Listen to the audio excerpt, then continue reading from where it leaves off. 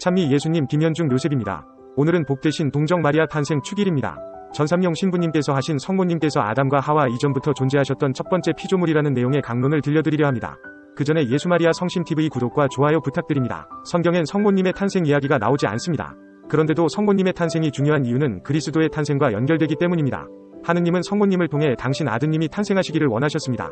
그 이유는 당신 아드님의 어머니로서 성모님만큼 합당한 존재가 없었기 때문입니다. 그런 의미에서 성모님은 잉태된 순간부터 그리고 오늘 탄생한 순간부터 이미 그리스도를 위해 준비된 순결한 제물이었던 것입니다. 오늘 독서의 로마서에서 보면 성모님께서 선택받으실 수밖에 없었던 이유를 찾을 수도 있을 것 같습니다. 형제 여러분, 하느님을 사랑하는 이들, 그분의 계획에 따라 부르심을 받은 이들에게는 모든 것이 함께 작용하여 선을 이룬다는 것을 우리는 압니다.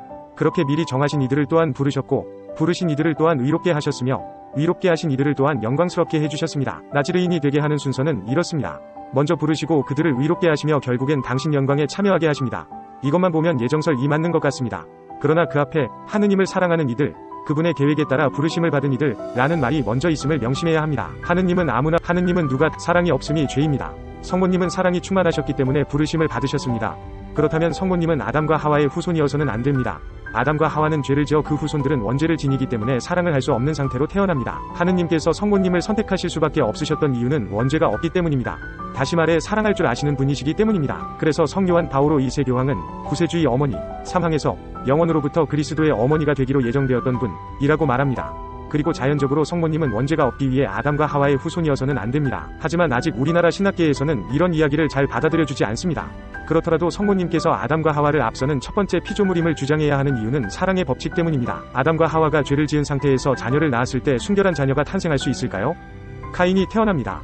만약 죄를 짓기 이전에 카인을 낳았다면 카인은 살인자일 수 없을 것입니다. 다윗과 밧세바가 불륜을 저질러 자녀를 낳았다면 그 자녀가 온전할 수 있을까요? 태어나자마자 죽었습니다. 부모의 살과 피가 담기지 않은 자녀의 미래는 죽음뿐입니다. 요즘 넷플릭스에서 방영하는 마스크걸이란 드라마가 있습니다. 김모미는 못생긴 얼굴로 어렸을 때부터 엄마에게 사랑받지 못하며 자랐습니다. 엄마도 이모도 모두 외모 때문에 사회에서 상처받았지만 그 상처를 감싸주지 못하고 그 닮은 점 때문에 더 싫어하는 모습을 보입니다. 자신의 외모 콤플렉스를 감사로 승화하지 못하면 그것이 자녀에게 전달될 것은 뻔한 일입니다. 모미는 또한 자살한 아빠를 닮았을 수도 있습니다. 모미는 이제 우리가 예상한 삶을 살아갑니다. 비극입니다. 어렸을 때부터 인기 있는 연예인을 꿈꿉니다. 하지만 자라면서 외모가 발목을 잡습니다. 그래서 마스크를 씁니다. 자기 자신으로 살아가는 것을 포기한 것입니다. 사람들은 마스크걸의 인터넷 방송을 보고 흥분합니다. 모미는 그것을 즐깁니다. 모미는 자신이 그렇게 인기 있는 사람인 것을 좋아합니다. 그렇게 회사에서 인기 있는 상사를 좋아합니다. 그러나 회사의 현실은 인터넷과 다릅니다. 그렇게 지나친 욕망 때문에 모미는 상사를 죽음에까지 몰아갑니다. 그리고 모미를 좋아하는 또 다른 외모 콤플렉스를 앓는 주호남이 그 뒤처리를 해줍니다. 주호남은 자신이 모미의 살인을 덮어준다는 명목으로 모미를 범합니다. 그 와중에 주호남도 죽습니다. 모미는 주호남과 자신을 통해 태어난 아기를 자신에게도 쌀쌀하게 대했던 엄마에게 맡기고 성형수술을 하여 술집에서 일하게 됩니다. 원작에서 모미는 자기 엄마처럼 딸에 대한 관심이 전혀 없이 딸이 있는데도 집안에 여러 남자를 들입니다. 모미는 엄마가 자기를 버릴 것을 두려워하면서도 자기에게 관심이 없는 엄마를 증오합니다. 모미는 딸을 엄마에게 버려두고 일본으로 미립국하려다 잡혀 감옥에 갇힙니다. 감옥에 있다가 보니 성형부작용이 생겨 그것을 해결하려고 타로까지 합니다. 모미의 딸 미모는 잘 자랄 수 있을까요?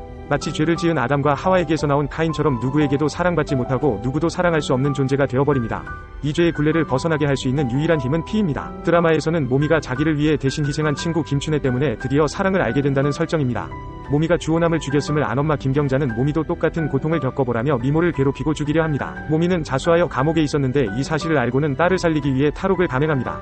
그리고 딸을 위해 대신 죽습니다. 여기서 이 비극의 역사가 끝이 날 것입니다.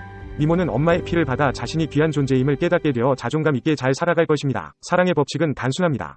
사랑을 받아야만 할 수 있다는 것입니다. 사랑을 할 수 없다면 다른 이들에게 사랑을 구걸하다 결국 망해버립니다. 이 굴레를 벗어나게 할 수 있는 유일한 방법은 나를 사랑해주는 누군가의 피를 받는 것뿐입니다. 만약 모미가 드라마에서 친구의 사랑을 받지 못했음에도 딸을 살리려고 탈옥을 하려는 설정을 했다면 개연성이 떨어질 것입니다.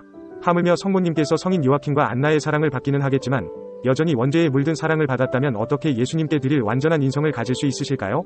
그런 일은 일어나지 않습니다. 그래서 성모님은 아담과 하와의 후예가 아닌 하느님의 사랑을 받은 첫 번째 피조물일 수밖에 없는 것입니다. 이렇게 주장하는 이유는 그래야 우리 자녀도 스스로 죄 없이 성장하는 것이 아니라 우리 피 흘림을 통해 죄가 사해지고 사랑할 수 있는 존재가 됨을 인정하게 되기 때문입니다. 성모 마리아께서 아담과 하와의 후손이라면 모든 사랑의 법칙이 무너집니다.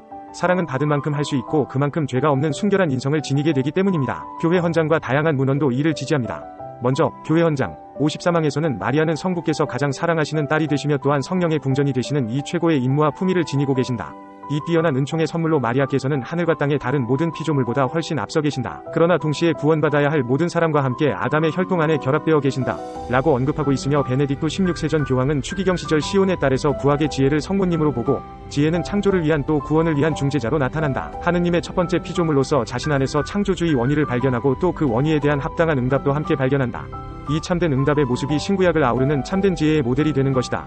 지혜는 응답하고 그 응답은 하느님과 함께 마치 소꿉친구처럼 애인처럼 하느님 가까이 머문다 라고 말씀하셨습니다. 오늘 영상 어떻게 보셨나요? 안타깝게도 우리나라에서는 개신교 세력의 눈치를 보느라 성모님에 대한 연구가 활발하지 않다고 합니다. 그러나 진리가 악의 세력에 의해서 가려져서는 안되며 참된 종교일치 운동을 위해서라도 성모님이 꼭 필요합니다. 우리나라의 성모 신심이 더욱 퍼지기를 기도하며 영상을 마치겠습니다.